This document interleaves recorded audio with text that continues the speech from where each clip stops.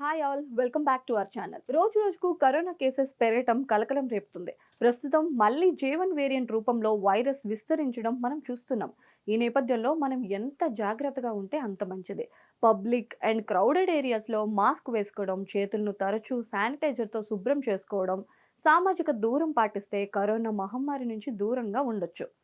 Covid నుంచి రక్షణ పొందడానికి రోగ నిరోధక శక్తిని పెంచుకోవడం కూడా చాలా ముఖ్యం.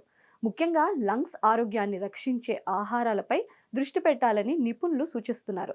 లంగ్స్ని ఆరోగ్యంగా ఉంచే కొన్ని ఫుడ్ ఐటమ్స్ కోసం ఇప్పుడు తెలుసుకుందాం. జలుబు, దగ్గు ప్రతి ఒక్కరిలో సాధారణ సమస్య. వీటికి ట్రీట్మెంట్ తీసుకోకపోతే ముందరి ఊపిరితిత్తుల సమస్యగా మారుతుంది. ఈ సమస్యని కంట్రోల్ చేసేందుకు యాంటీ ఆక్సిడెంట్స్ ఎక్కువగా ఉండే యాంటీ ఇన్ఫ్లమేటరీ లక్షణాలను కలిగి ఉన్న ఆహారాలను తింటే మంచిది. ముందుగా చాలామంది సెలబ్రిటీస్ కానీ ఎవరైనా ఫాలో అయ్యేది మార్నింగ్ ఏబిసిడి జ్యూస్ తాగడం. అయితే ఇది వరకు చాలామంది వినే ఉంటారు దీనికోసం. ఇందులో ఏ అంటే యాపిల్, ఆమ్లా. యాపిల్లో వైటమిన్ సి పుష్కలంగా ఉంటుంది. ఇది ఇమ్యూనిటీని బూస్ట్ చేస్తుంది, ఇన్ఫెక్షన్ నుంచి రక్షిస్తుంది. ఉసిరిలో tannins, polyphenols, flavonoids, gallic acid, vitamin C పుష్కలంగా ఉంటాయి. ఇవి ఊపిరితిత్తుల్లో వాపును నివారిస్తాయి. బి అంటే బీట్రూట్ అండ్ బ్రాకలీ ఊపిరితిత్తుల సమస్య ఉన్న వారిలో ఫిట్నెస్ను మెరుగుపరుస్తాయని పేర్కొంది. బ్రాకలీలో వైటమిన్ సి ఉంటుంది. ఇది ఇమ్యూనిటీని బూస్ట్ చేస్తుంది, ఇన్ఫెక్షన్ నుంచి రక్షిస్తుంది. బ్రాకలీలో ఊపిరితిత్తులను వైరల్ బ్యాక్టీరియల్ ఇన్ఫెక్షన్ నుంచి రక్షించిందని పరిశోధనలు స్పష్టం చేశారు. ఇక సి విషయానికి వస్తే క్యాబేజ్ మన ఆహారంలో ఖచ్చితంగా చేర్చుకోవాల్సి ఉందని నిపుణులు అంటున్నారు. వారానికి ఒక్కసారి కంటే ఎక్కువ క్యారెట్ తినేవారితో పోలిస్తే క్యారెట్ తినకుండా స్మోకింగ్ చేసే వారికి క్యాన్సర్ వచ్చే ముప్పు 3 రెట్లు ఎక్కువగా ఉంటుంది. ఎర్ర రంగు క్యాబేజ్ లో ఉండే యాంథోసైనిన్లు ఊపిరితిత్తుల పనితీరును మెరుగుపరుస్తాయి. ఇక డి విషయానికి వస్తే డార్క్ గ్రీన్ లీఫీ వెజిటబుల్స్ అంటే ముదురు ఆకుపచ్చ ఆకుకూరలు.